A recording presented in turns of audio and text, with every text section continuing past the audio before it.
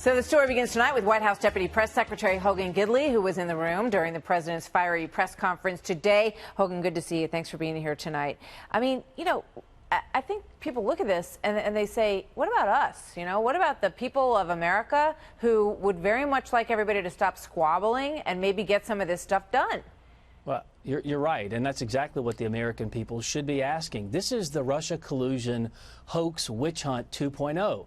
They first accused this president of colluding with a foreign power without proof, without evidence, and now Nancy Pelosi is saying that the president is engaged in a cover-up without proof and without evidence. At some point, the media has to ask these Democrats, where's the proof? And if you have all this proof, why are we going through with these investigations? It's not the president who's suffering here. He's doing quite well. It's the American people who deserve their elected officials to roll up their sleeves and get to work, and Democrats refuse to do that. They've let our borders become open. They won't touch infrastructure, as we're trying to do this week. It's in bad need of repair.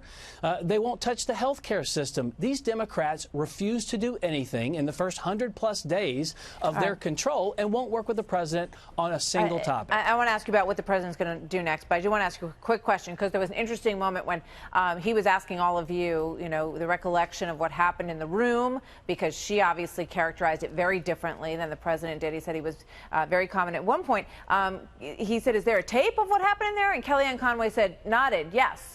So is there a tape of what happened in there? Yeah, if there's a tape, I've not seen it, but that doesn't mean there isn't one. Listen, we know how the president acts in those closed-door meetings. He's always very calm. He always has the interest of the American people at heart. And instead, Democrats come in there and they want to use the White House and the West Wing to grandstand and try to score cheap political points. What we've got to do is decide. Two I words were at stake this week. It was infrastructure and impeachment. The Democrats chose impeachment, and it's a shame for the American people. So what does the president do now? I mean, what's his strategy? Because it feels like they're trying to pull this all the way into the 2020 mode, where everything is just on lockdown, nothing's going to happen, and it's going to be all about investigation after investigation.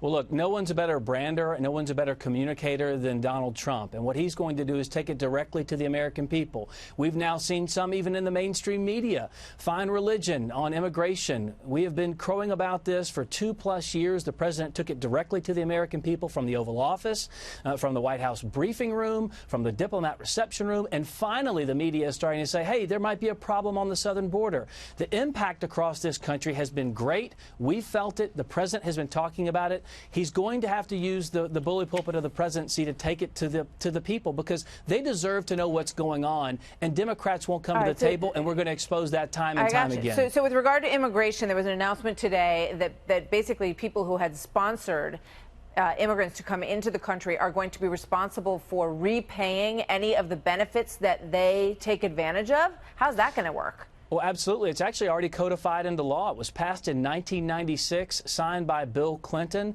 It just hasn't been enforced. Shockingly, the swamp takes over again. But this president says no more. It's time for those sponsors who said that they would pay for dollar-for-dollar matches to any federal program that paid for immigrants. It's time for them to have some skin in the game here. It's a kickstart, actually, to the merit-based system we've talked about before. We want immigrants in this country. We're not even changing the 1.1 million immigrants that come here every year. We're not changing that number, but we're changing the construct of those who come. We want people to contribute, not to be a drain on the American economy or our social safety net programs that the American people deserve. Right now, immigrants are taking advantage of it, and the sponsors, by law, are supposed to pay for that, and it's time for them to put in their fair share. So let me ask you this. You know, obviously we've watched what happened over the last 48 hours. That level really can't be, I don't think, can't be sustained, right, indefinitely. Does the president, maybe he cannot work with Nancy Pelosi, because they seem like they don't get along at the moment. What about Chuck Schumer? Does he think there's a possibility that maybe he and Chuck Schumer can work together?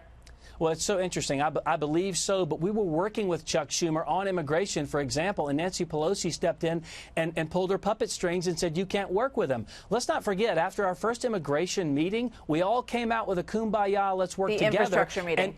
Correct, like 3 weeks ago. And then we set up a meeting with Secretary Mnuchin at the Treasury and Chairman Neal on House Ways and Means. Guess what? Nancy Pelosi also pulled that meeting as well. We were going to set up funding mechanisms so that we would have something substantive to discuss yesterday. Nancy Pelosi has no intention of working with this president and no intention of doing something for the American people. All right. I'm going to talk to somebody who might have some more information on that right now. So thank you, Hogan. Good to see you tonight. Hogan Gidley from the White House.